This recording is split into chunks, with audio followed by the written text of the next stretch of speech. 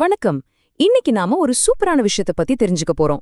ஒரு நர்ஸுக்கு வர்ற ஒரு சின்ன கேள்வி எப்படி நோயாளிகளோட பராமரிப்பையே மாத்தக்கூடிய ஒரு பெரிய கண்டுபிடிப்பா மாறுது.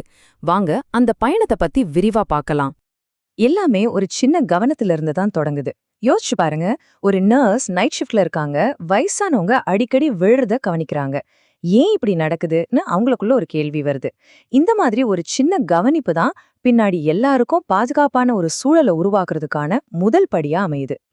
இந்த ஆராய்ச்சிங்கிறது ஒரு மேப் மாதிரி தாங்க. கேள்விகளை நிரூபிக்கப்பட்ட பதில்களா மாத்துறதுக்கு இது ஒரு முறையான வழிய காட்டுது. ஒரு பிரச்சனையில ஆரம்பிச்சு ஒரு உறுதியான தீர்வுக்கு எப்படி படிப்படியா போகணும்னு இதுதான் நமக்கு வழிகாட்டும். ஒவ்வொரு ஸ்டெப்பும் ரொம்ப கவனமா திட்டமிடப்பட்டிருக்கும். சரி, முதல் கட்டம் தீப்பொறி. செவிலியர் ஆராய்ச்சிங்கிறது ஏதோ ஏசி ரூம்ல உட்கார்ந்து பண்றது இல்ல. அது நோயாளிகளோட கஷ்டங்களை நேர்ல பார்க்கும்போது அவங்களுக்கு உதவணுங்கிற அந்த உண்மையான உந்துதல்ல இருந்து தான் தொடங்குது. அப்போ செவிலியர் ஆராய்ச்சினா என்ன? சிம்பிளா சொல்லணும்னா, நோயாளிகளோட பராமரிப்பை இன்னும் எப்படி சிறப்பாக்கலான்னு புது அறிவை உருவாக்குறது தான். இது வெறும் தகவல்களை சேகரிக்கிறது மட்டும் இல்ல.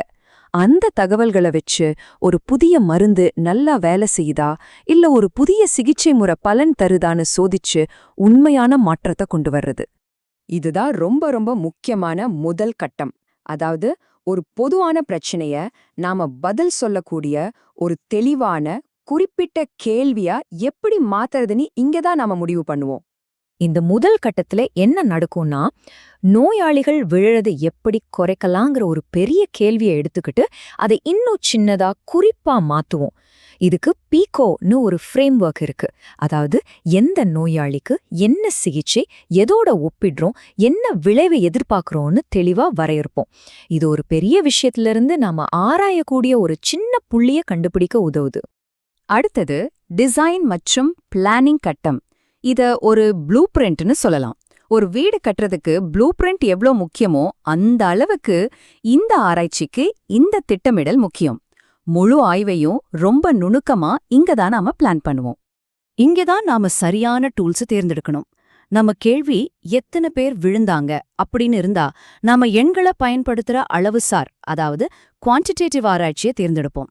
அதுவே விழுந்த பிறகு நோயாளிகள் எப்படி உணர்றாங்கன்னு அவங்களோட அனுபவத்தை பத்தி தெரிஞ்சுக்கணும்னா பண்புசார், அதாவது குவாலிட்டேட்டிவ் ஆராய்ச்சியை தேர்ந்தெடுப்போம். நம்ம கேள்விதான் எந்த முறையை தேர்ந்தெடுக்கணும்னு முடிவு பண்ணும். செவிலியர் ஆராய்ச்சியில நெறிமுறைகள்ங்கிறது ரொம்ப முக்கியமான ஒரு விஷயம். இதுல சமரசமே கிடையாது. ஏன்னா நாம ஆய்வு செய்யறது ஏதோ கெமிக்கல்ஸையோ பொருட்களையோ இல்ல, உயிருள்ள மனிதர்களை. அவங்க ரொம்பவே பாதிக்கப்படக்கூடிய நிலையில இருப்பாங்க. அதனால அவங்களோட பாதுகாப்புக்கு தான் நம்ம முதல் முன்னுரிமை கொடுக்கணும். இந்த 3 கோட்பாடுகள் தான் நம்ம நெறிமுறைகளுக்கு அடித்தளம். 1, தனிநபர்களோட முடிவெடுக்கும் உரிமையை மதிக்கணும். 2வது, அவங்களுக்கு எந்த தீங்கும் வராம பார்த்துக்கிட்டு முடிஞ்ச வரைக்கும் நன்மைகளே செய்யணும். 3வது, நீதி. அதாவது ஆராய்ச்சியோட நன்மை தீமைகள் எல்லாருக்கும் சமமா பகிரப்படணும். சரி, அடுத்த 2 கட்டங்களையும் ஒன்னா சேர்த்து பார்த்துடலாம். அப்பதான் ஒரு வேகம் கிடைக்கும். அதாவது வெறும் தகவல்களை எப்படி சேகரிச்சு அதை எப்படி ஆழமான ஒரு கண்டுபிடிப்பா மாத்துறதுன்னு பார்க்கலாம். இதுதான் ஆக்சுவல் ஃபீல்ட் ஒர்க், டேட்டாவை சேகரிக்கிற கட்டம். இங்க ரொம்ப முக்கியமானது நிலைத்தன்மையும் துல்லியமும் தான். உதாரணத்துக்கு, ஒரு நர்ஸ் நோயாளிய நிக்க வச்சும் இன்னொருத்தர் படுக்க வச்சும் பிபி செக் பண்ணா அந்த டேட்டா வேஸ்ட் இல்லையா? அதனால எல்லாரும் ஒரே முறையத்தான் பின்பற்றணும்.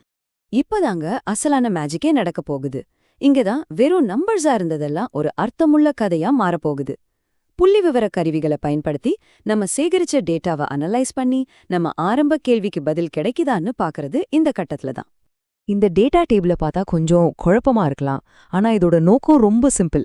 2 குரூப்பை ஒப்பிட்டு நாம செஞ்ச மாற்றம் ஏதாவது குறிப்பிடத்தக்க விளைவை ஏற்படுத்தியிருக்கா இல்லையான்னு கண்டுபிடிக்கிறது தான். இந்த மாதிரி பகுப்பாய்வு தான் நாம அனுமானத்திலிருந்து ஆதாரத்துக்கு போக உதவுது. இப்போ நாம கடைசி கட்டத்துக்கு வந்துட்டோம். இதுவும் ரொம்ப ரொம்ப முக்கியமான ஒரு விஷயம். நாம கஷ்டப்பட்டு கண்டுபிடிச்ச விஷயத்த மத்தவங்களோட பகிர்ந்து அதை நடைமுறைக்கு கொண்டு வந்தாதான் அந்த ஆராய்ச்சிக்கு ஒரு அர்த்தமே இருக்கும்.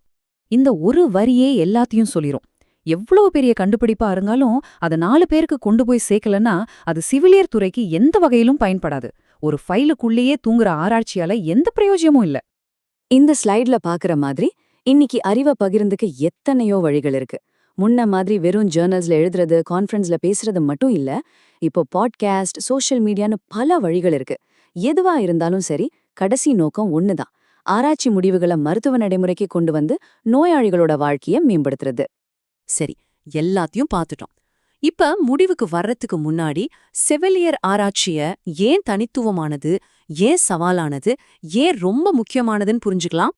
இந்த ஒப்பீடு தான் எல்லாத்தையும் விளக்கிரும். ஒரு பக்கம் ஒரு கெமிஸ்ட்ரி லேப், அங்க எல்லாமே நம்ம கண்ட்ரோல்ல இருக்கும். ஆனா இன்னொரு பக்கம் நர்சிங் ஆராய்ச்சி, இங்க நாம டீல் பண்றது மனிதர்களோட சிக்கலான வாழ்க்கை, அவங்க உணர்வுகள், அவங்க வலிகள்.